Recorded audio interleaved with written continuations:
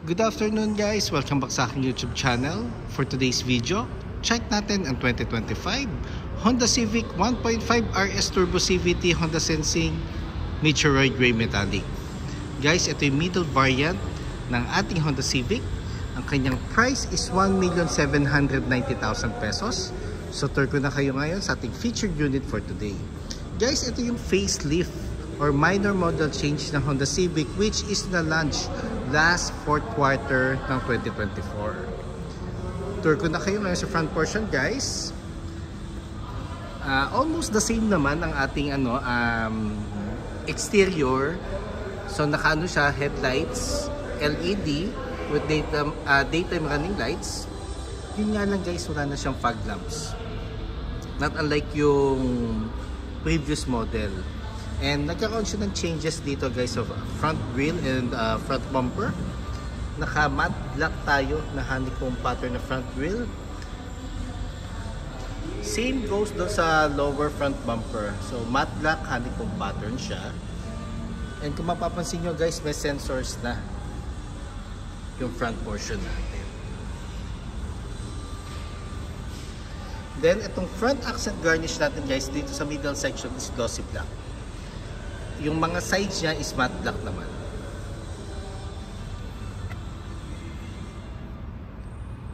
Ito yung itsura niya sa front portion.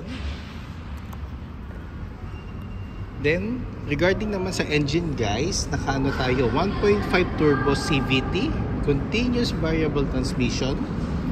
Meron tayong 178 horsepower, 240 Newton meters of torque, front wheel drive, double overhead cam.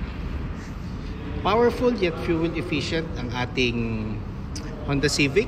Nag-range siya mga 8 to 13 kilometers city driving, then 13 kilometers and up pag highway naman. Naka-activate na ba ang turbo pag in-start natin yung engine? Actually guys, hindi pa. Nag-activate ang turbo pag once na nag-hit na siya ng 2,000 RPM. Equipped na nga rin pala siya ng Honda Sensing guys. Available na siya across all variants ng Honda Civic.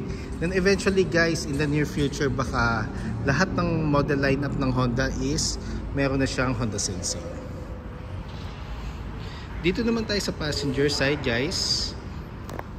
Ang design ng alloy wheels niya is same doon sa previous model. So naka 18-inch tayo guys, 18-inch matte black alloy wheels. Ventilated disc ang ating front brakes, MacPherson strut ang suspension naman sa harap.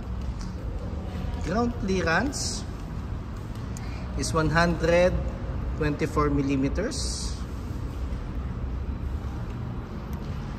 Door integrated side mirrors, glossy black side mirror cover, side turning lights, isa sa side mirror na rin. Meron tayong lane watch camera, glossy black door handles. Smart entry na rin siya guys. Solid disc naman ang ating rear brakes. Multi-link naman ang ating rear suspension. Glossy black shark fin antenna. Dito naman tayo sa back portion guys. Actually guys, yung Civic compare sa mga previous models natin, mas malapad na and mas malaki na ang dimensions niya. Normally, pwede mo siyang i-compare sa mga mid-size category na sedan. Sa likod naman guys, naka LED taillights na tayo. Glossy black tailgate spoiler. Nakaano na rin tayo guys sa reverse camera and 4-eye backup sensor. And syempre, hindi mawawala yung dual pipe finish. Ang maganda rin pala sa Civic guys, pag inopen mo yung compartment, fully open na siya. Hindi mo na siya kailangan iangat pa. Not unlike yung mga traditional na compartment na pag inopen mo yung door, half lang yung na-open. So iangat mo pa siya. Ito hindi na. So pag inopen mo yung compartment, fully open na yung ating ang ating compartment. So hindi rin mawawala sa Honda Civic yung spacious compartment. which is isa sa mga best asset ng Honda. Then ano natin, spare tire, donut type. Nandito na rin yung tools. Meron tayong latch dito guys, para pag pinul natin to, pwede mong i-fold yung sandalan sa second row.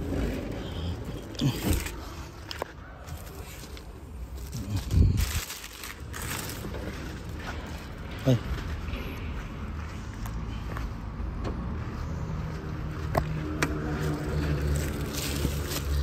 So ideal to sa mga long objects, mga folding bikes na mid-size.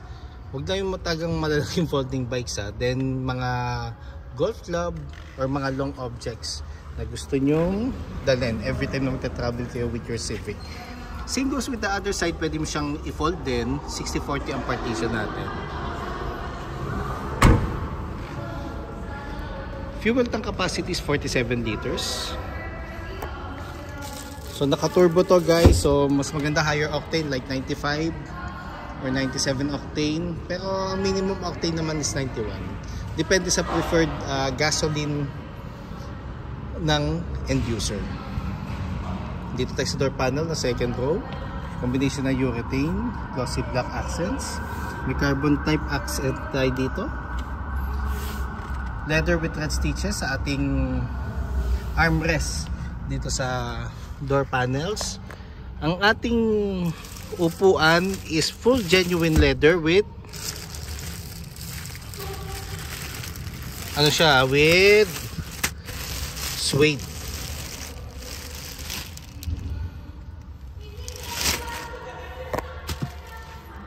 Armrests with 2 cup holders. Ceiling natin is black na. Sa center portion natin, meron tayong aircon vent with 2 Type-C charging ports. LED na ang ating map light. Oh sorry, dome light guys, sorry, dome light. And syempre, spacious legroom.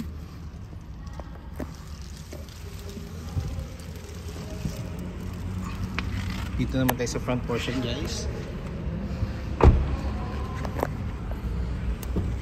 Actually, ang Civic guys, isa sa mga iconic ano yan eh. Iconic vehicle. Kung mapapansin nyo guys, kahit yung mga ano natin, yung mga 90s natin na Civic, hanggang ngayon talagang project car pa din ng mga Honda enthusiasts. So, nandito na tayo sa door panel natin sa driver side. Nandito yung buttons natin. Power folding side mirrors, adjustment ng mirror. Ito yung pinaka-knob niya, so dito nyo i-adjust yung side mirror nyo. Central door lock, window lock, and window switches. Meron tayong ambient light sa magkabilang door. Ang ano pala natin guys ang ating driver side or driver seat is power na. Power seats na siya. Sa ilalim naman guys, nandito yung sa compartment. Sa hood. Sports pedal.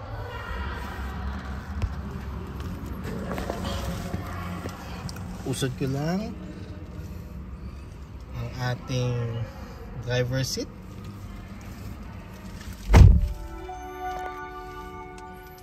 Full digital panel guys. Tilt and telescopic ang ating steering wheel.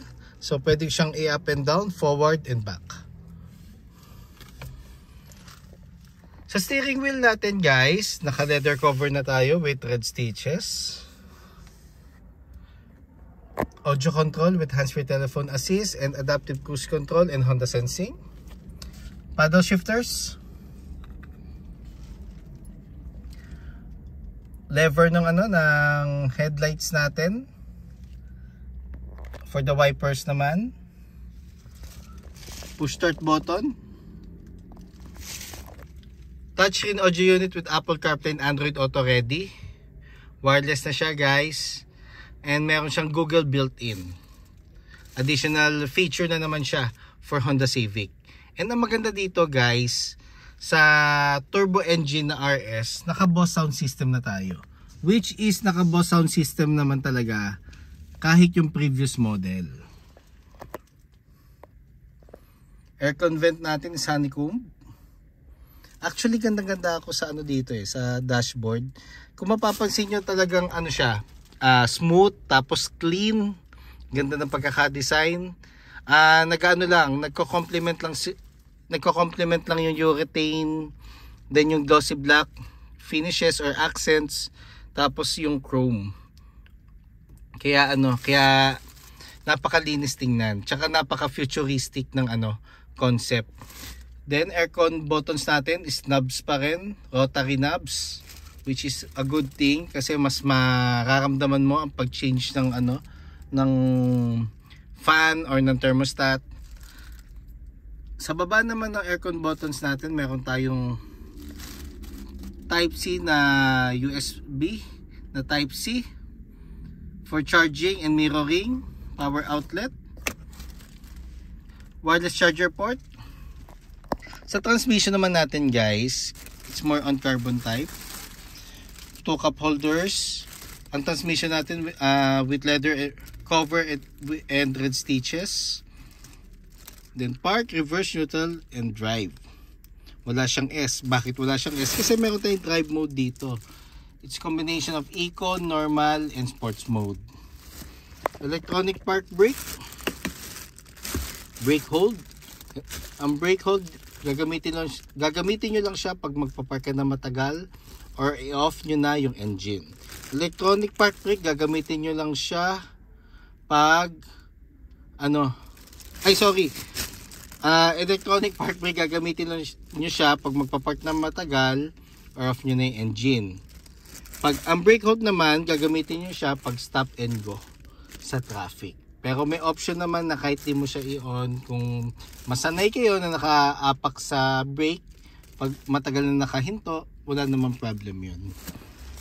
Armrest na leather cover na at malaki guys. Kaya ang sarap pag long drive na to. Ang sarap isandal ng siko pag mga long drive. Console box. Passenger seat. Pero ang passenger seat natin guys is manual adjustment, hindi siya powered, not unlike yung CR-V. Glove box guys, warranty booklet, owner's manual, copy ng ORCR, and insurance policy just in case meron kayong hard copy. Vanity visor with vanity mirror and light. Same goes dito sa sa driver seat. LED map lights. So guys, just in case meron kayong concerns or questions or inquiries regarding low down payments, cash discounts, unit availability, parts inquiry, service appointments, bank display for our bank partners, feel free to call or text 0906-386-8937 or visit me at 598 EDSA Balintawak, Caloocan City. Look for me guys, Ross Oliver Cruz, ang inyong friendly sales manager here at Honda Cars Balintawak. Looking forward to meet you here guys and render my services to you. Pa-follow na rin sa aking Facebook, Ross Oliver Cruz, and aking Facebook page, Honda Cars Balintawak Best Deals by Ross Oliver Cruz, and kindly subscribe na rin sa aking YouTube channel para maging updated sa mga susunod na videos and a little help na rin para mas mag-expand or mag-grow ang aking YouTube channel. Yun lang guys, thank you and God bless.